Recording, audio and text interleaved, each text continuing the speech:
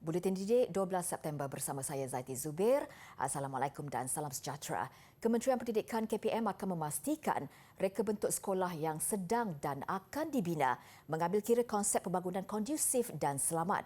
Menteri Kanan Pendidikan Datuk Dr. Razi Jidin berkata, ia setelah mengambil kira maklum balas yang diterima dari lapangan selain mengoptimumkan peruntukan yang disediakan. Menurutnya, hasil lawatan beliau ke sekolah ada dalam kalangan murid membuat keputusan untuk tidak bersarapan pagi kerana tidak mahu ke tandas sekolah yang kotor. Malah perkara sama turut disentuh oleh warga pendidik. Menyifatkan ia isu yang sudah berlarutan sekian lama. Justru dalam soal transformasi, KPM melihat reka bentuk pengudaraannya perlu lebih cekap sekaligus menjadikan keadaan cepat kering, kurang berbau dan lebih bersih. Dan apa yang paling penting, desain ini tidak perlulah terlalu banyak ropol-ropol dan render-render serta kosmetik yang berlebihan di sekolah. Kita mahu bahawa setiap peruntukan itu digunakan untuk memberi impak yang paling optimum. Jadi sekiranya kita dapat kurangkan kos-kos yang mana melibatkan kosmetik yang tidak diperlukan khususnya, maka peruntukan yang ada itu kita dapat digunakan untuk pembangunan-pembangunan lain. Beliau berkata demikian dalam sidang media selepas menghadiri program bersama semarakkan transformasi pendidikan, infrastruktur, selamat dan kondusif di Sekolah Sultan Alam Shah di Putrajaya siang tadi. Jelasnya, KPM dan Jabatan Kerja Raya JKR sentiasa bekerjasama mengenai reka bentuk pembangunan sekolah yang menekankan perkara asas dan impak positif. Ini termasuk memperincikan penggunaan tingkap dan talang bumbung yang dilihat menyukarkan proses penyelenggaraan. KPM dalam pada itu sedang menambah baik garis panduan penerimaan sumbangan berbentuk pembinaan infrastruktur sekolah dari pihak luar seperti Dewan Terbuka, surau dan laluan pejalan kaki. Antaranya mengurangkan birokrasi dan memperincikan pendekatan yang mana setiap sumbangan perlu melalui proses tapisan KPM. Ada keadaan di mana bila diberikan sumbangan ini, pembinaannya kadang-kadang tidak mengikuti spesifikasi yang sepatutnya. Jadi bila tak ikut spek yang sepatutnya, bila berlaku masalah tentang infrastruktur yang telah dibina ini, pihak sekolah akan kembali kepada pihak KPM. Kadang-kadang KPM pun tak tahu ada infrastruktur tersebut dalam sekolah. Dan apa yang berlaku bila kita nak repair that infrastruktur, kos untuk membaik pulih itu kadang-kadang lebih tinggi daripada kos asal infrastruktur itu dibina.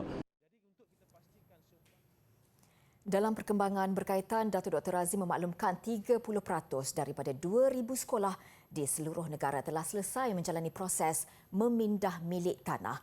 KPM berusaha supaya proses pemutihan ke atas pemilikan tanah baki sekolah lain diselesaikan secepat mungkin.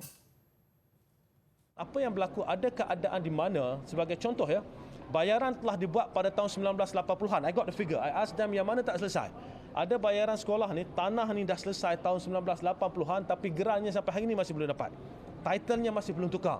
Ada yang dah selesai tahun 90-an sampai hari ini titlenya masih belum tukar. Looks simple tapi selagi tak selesai clearly perkara ini, esok-esok bila nak buat ni macam-macam pula boleh timbul perkara-perkara lain. So we decided that yang mana yang masih sangkut title termasuklah yang dibayar pada tahun 80-an dahulu, we settle tanah-tanah ini dengan kerjasama dengan kerajaan negeri. We discuss closely dengan kerajaan negeri ya. Isu lain turut membabitkan tanah yang diwakafkan pemilik terdahulu yang sudah lama meninggal dunia tanpa pemindahan hak milik tanah yang teratur. Ia menyebabkan berlaku masalah berbangkit ketika ini.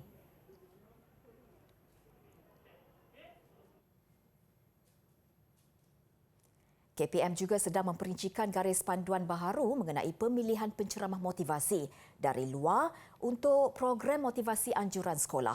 Tegas Datuk Dr. Razi, pihaknya sedang melihat kelemahan pada sistem sedia ada dalam usaha memastikan sekolah adalah kawasan selamat untuk murid. Kalau kita perincikan semua benda, kadang kata semua kementerian nak kontrol. You see, kenapa tak bagi autonomi pada sekolah? This is the challenge that we are facing. Namun bila tidak ada satu penyelarasan dan pemantauan yang menyeluruh, bila timbul isu dan kita kena perincikan satu persatu balik. So that's what we're doing right now. Beliau berkata demikian ketika diminta mengulas mengenai insiden amang seksual dalam kalangan murid membabitkan seorang penceramah bebas yang dilaporkan baru-baru ini. Datuk Dr. Razi berkata garis panduan dan pekeliling sedia ada akan terus dikuatkuasakan dan terpakai sehingga garis panduan khusus dibangunkan. Ketika ini ujar beliau terdapat lebih 10,000 sekolah bawah KPM yang mengguna pelbagai pendekatan untuk program motivasi murid masing-masing.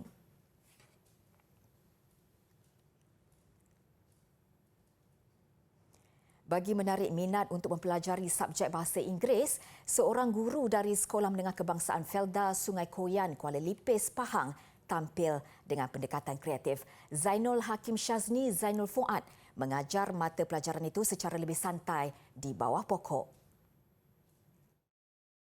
Zainul Hakim Shazni, 28 tahun, merupakan siswa lepasan Universiti Melaya UM yang baru 2 tahun menjadi guru. Beliau mengadakan kelas bahasa Inggeris di bawah pokok di padang sekolah sejak awal tahun lepas. Menurutnya, sesi pengajaran dan pembelajaran PDP di luar bilik darjah itu mendapat respon positif pelajar dan pihak sekolah. Zainul Hakim mengambil inspirasi itu daripada finalis 10 guru terbaik dunia pada Anugerah Guru Global 2020 iaitu Samuel Isaiah. Selain padang sekolah, Cikgu Zainul juga bercadang untuk mengadakan kelas bahasa Inggeris di pondok orang asli yang terletak dalam kawasan sekolah terbabit. Tegasnya adalah menjadi tanggungjawab sebagai guru untuk menjadikan sesuatu subjek itu menyeronokkan, bukannya sesuatu yang membosankan atau menakutkan.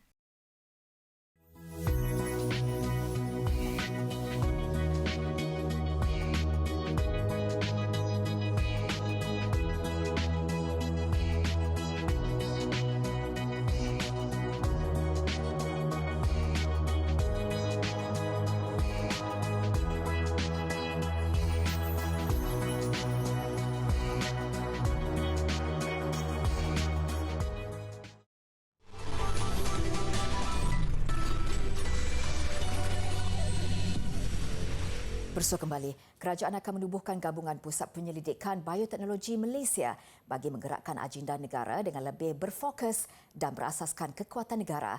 Perdana Menteri Datuk Seri Ismail Sabri Yaakob berkata ia termasuk mendalami kekayaan biodiversiti negara yang boleh memperkasakan 3 sektor bioteknologi seperti yang termaktub dalam Dasar Bioteknologi Negara 2.0. Saya juga mengumumkan penubuhan gabungan Pusat Penyelidikan Bioteknologi Malaysia atau Malaysia Biotechnology Alliance of Research Centre yang melibatkan semua institusi dan institut penyelidikan berdasarkan bioteknologi yang mengendalikan dan mengemudi penyelidikan berdasarkan permintaan industri dan kepentingan strategik negara. Beliau berkata demikian pada Majlis Pelancaran DBN 2.0 di Pusat Dagangan Dunia Kuala Lumpur WTC KL. Dalam majlis sama, beliau turut mengumumkan peruntukan RM5 juta untuk program Bio-Based Accelerator BBA bagi menggalakkan perkembangan syarikat-syarikat tempatan dalam industri bioteknologi dan RM2 juta untuk penganjuran Bio Malaysia 2023.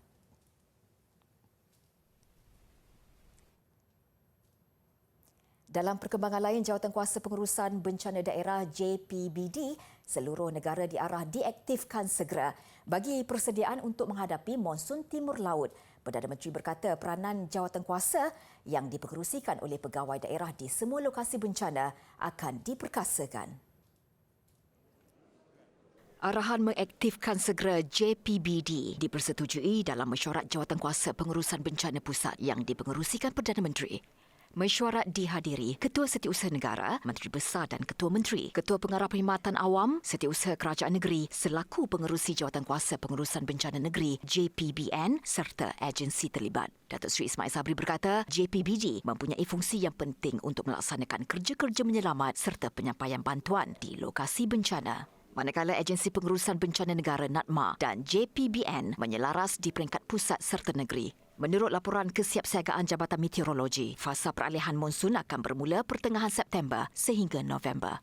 Monsun Timur Laut pula dijangka pada November hingga Mac tahun depan. Kelantan, Terengganu dan Pahang diramal mengalami hujan lebat monsun dari November hingga Disember ini. Manakala Johor, Sabah dan Sarawak dijangka berdepan hujan lebat monsun dari Disember hingga Januari 2023.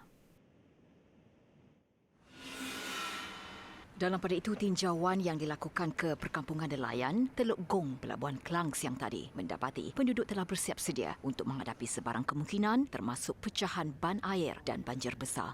Jelas penduduk, kawasan penempatan tersebut merupakan kawasan utama dinaiki air kerana berhampiran dengan laut. Penduduk kampung ni memang dia dah berjaga-jaga. Dia dah tahu rutin ni, kita dah bagi tahu. Sebab dia dah tahu, kita bagi tahu air naik tinggi 1 hari, 2 hari ke 3 hari macam tu. Kalau macam hari hujan, bersedia nak pindah. Kalau tak hujan, alhamdulillah lah. Jadi, kalau hujan air pasang, banjir. Kalau air surut, tak ada. Bagi Jabatan Bomba dan Penyelamat Zon Klang, mereka juga telah bersiap siaga dengan pelbagai aset bagi menghadapi perubahan monsun yang bakal berlaku. Kami juga akan untuk persiapan daripada bomba juga, okey, untuk kekuatan anggota peralatan semua, kita orang dah siap sedialah setiap masa dan boleh digerakkan jika diperlukanlah ke tempat-tempat lokasi yang ada berlaku banjir lah, okey, ataupun limpahan air yang teruk lah.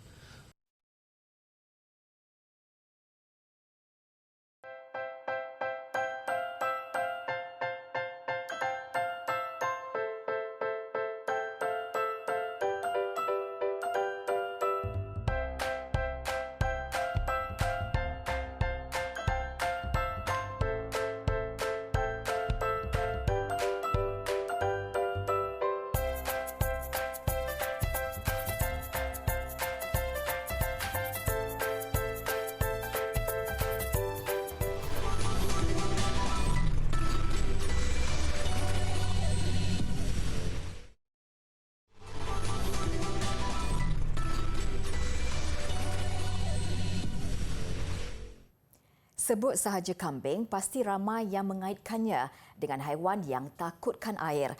Bagaimanapun di Pontian Johor, lain pula ceritanya kerana 2 ekor kambing import Boer suka mandi. Menurut pemiliknya, Zamzirin Mat Yusof, 2 ekor kambing jantan diberi nama Janggut dan Jawa dibeli daripada pembekal di Kelantan beberapa bulan lalu. Kambing spesies Afrika itu menunjukkan reaksi tidak selesa sekiranya tidak dimandikan. Selain dimandikan, Jawa dan Janggut juga suka digosokkan gigi sekurang-kurangnya sekali sehari. Kambing import ini turut diberi makan vitamin bagi mengurangkan bau badan. Jelas Muhammad Zamzirin, semua aspek penjagaan itu dititik beratkan kerana kambing Boer ini sering terbabit dalam pameran dan pertandingan di seluruh negara. Walaupun kita tak mandi 2 hari pun kita rasa tak selesa. Mungkin dia dah mandi hari-hari, kalau kita tak mandikan dia 2 hari mungkin bulu dia memang kotor, akan kotor lah sebab dia baring kat atas lantai kan dengan najis lagi. Jadinya bila saya jaga dia dengan bros gigi dia, dengan sempokan bulu dia, sabunkan badan dia, kira macam dia rasa lebih cergas lah, sihat lah. Kita pun nampak kambing kita cergas, sihat pun kita nak rasa macam seronok lah. Selain Jawa dan Janggut, Muhammad Zamzirin turut menternak kira-kira 20 ekor kambing baka tempatan, baka kacuk dan biri-biri. Ia bagi memenuhi permintaan umat Islam untuk melakukan ibadah akikah mahupun korban sempena Aidiladha.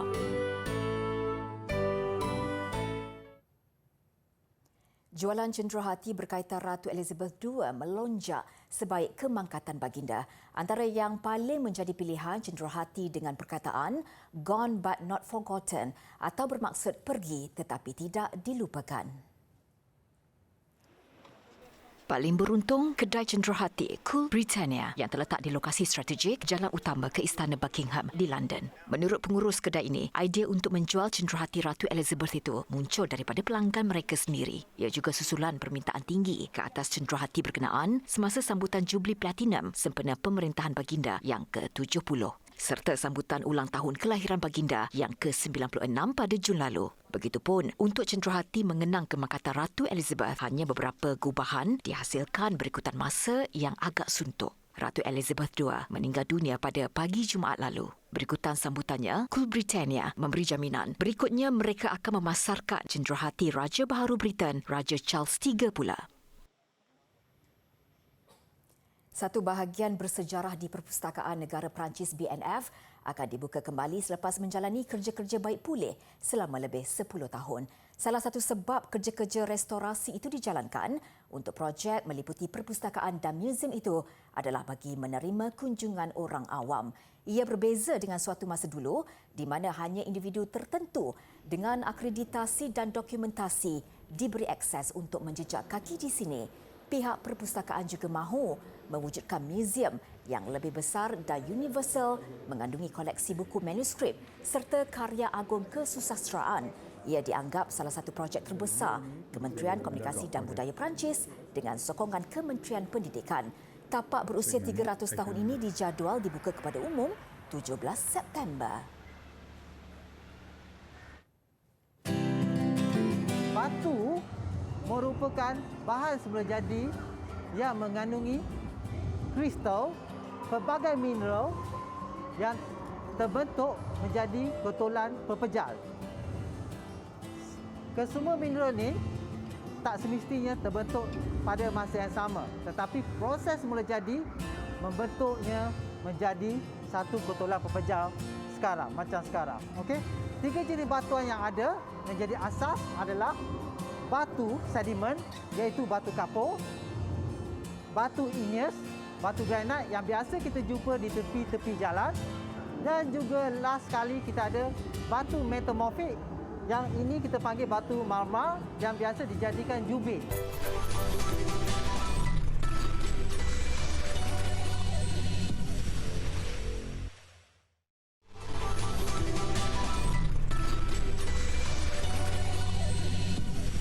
Laporan sukan, dua pasukan Ivik Super dan Elux berjaya membawa pulang hadiah utama pada kejohanan Selangor Active Esports yang berlangsung di Putrajaya semalam. Ivik Super mengungguli permainan PUBG Mobile sementara Elux bergelar juara bagi Mobile Legend Bang Bang. Sambutan menggalakkan diterima pada saingan Selangor Active Esports selama 2 hari yang kembali diadakan secara bersemuka di mana peringkat separuh akhir dan akhir berlangsung di sebuah pusat belah di Putrajaya. Dengan sukan elektronik kini mendapat tempat dalam 2 tamasya besar iaitu Sukan C dan Sukan Asia, penganjuran kejohanan peringkat akar umbi dilihat sebagai langkah terbaik untuk melahirkan lebih ramai pemain berbakat. Kita nak cari bakat-bakat seberapa banyak yang boleh. Jadi kita spend about 1 million a year untuk program e-sport itu saja. Dan kita adakan dalam pelbagai bentuk di peringkat daerah, di peringkat negeri dan di peringkat-peringkat persatuan. Jadi harapkan lepas pada ini e-sport akan terus berkembang dan ia juga kita harapkan dapat diterima oleh masyarakat sepenuhnya. Lebih 2,000 penyertaan diterima sejak saingan peringkat awal berlangsung sebulan lalu. 2 jenis permainan menjadi fokus iaitu PUBG Mobile dan Mobile Legend Bang Bang yang jelas mendapat sambutan cukup menggalakkan. Saingan turut menawarkan hadiah terkumpul berjumlah RM24,000. Beralih ke saingan Liga Super, Kuala Lumpur City FC mengekalkan momentum kemenangan dalam saingan Piala AFC apabila ceria mengutip 3 mata mengatasi Sri Pahang FC. Perlawanan yang berlangsung di Stadium Darul Makmur menyaksikan KL City menang dengan keputusan 2-0. Dengan kedua-dua pasukan mahukan kemenangan untuk merebut kedudukan 5 teratas, pertarungan sengit seperti diduga berlangsung antara Sri Pahang dan KL City sejak awal lagi. Mereka saling berbalas serangan sehinggalah pada minit ke-31, KL City akhirnya memecah kebuntuan. Keadaan kelam kabut depan gawang Pahang membuka ruang buat Hakimi Azim Rosli menewaskan Mamadou Samasa untuk mendahului 1-0. Kekal sehingga tamat separuh masa, aksi berbalas serangan sekali lagi disajikan kedua-dua pasukan sebaik permainan bersambung. Minit ke-72, menerusi satu serangan balas, lorongan pendek Jordan Mintah berjaya disudahkan kapten pasukan Zafri Yahya meletakkan KL City selesa mendahului 2-0. Keputusan tidak berubah sehingga whistle penamat dibunyikan. KL City ceria mengutip 3 mata, berjaya memintas Kedah Darul Aman untuk menghuni tangga ke-5 Liga dengan jumlah 25 mata.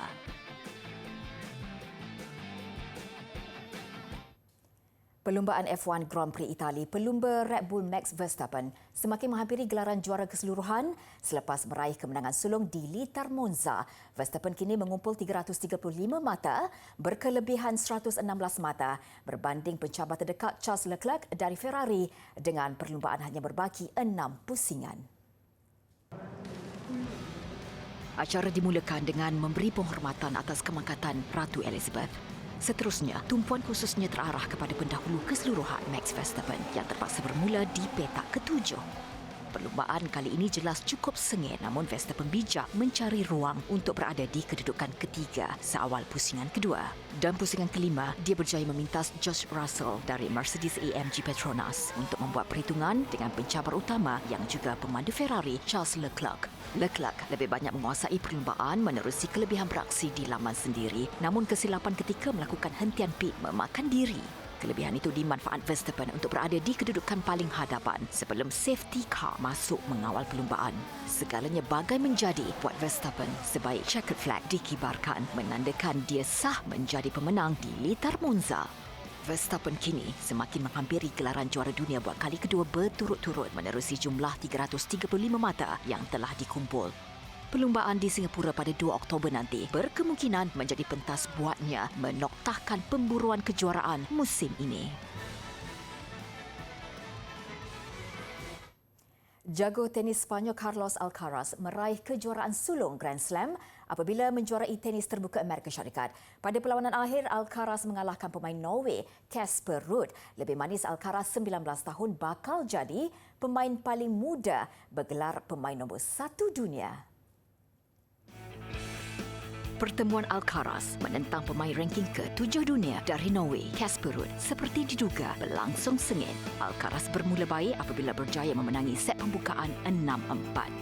Giliran Ruud menampilkan aksi lebih kemas selepas itu untuk memenangi set kedua 6-2. Set ketiga, saingan tambah mendebarkan sebelum kemenangan memihak Alcaraz dengan mata tiebreak 7-6. Set keempat, Alcaraz terus menguasai tempo permainan ketika Ruud tampak serba tidak menjadi.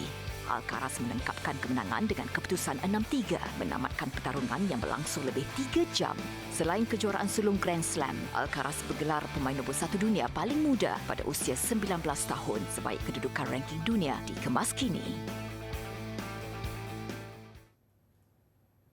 Paparan Festival Pertengahan Musim Luruh di China mengakhiri Buletin Didik. Pada hari tersebut, orang ramai berkumpul dengan keluarga menikmati kek bulan serta aktiviti tradisi dan kebudayaan lain.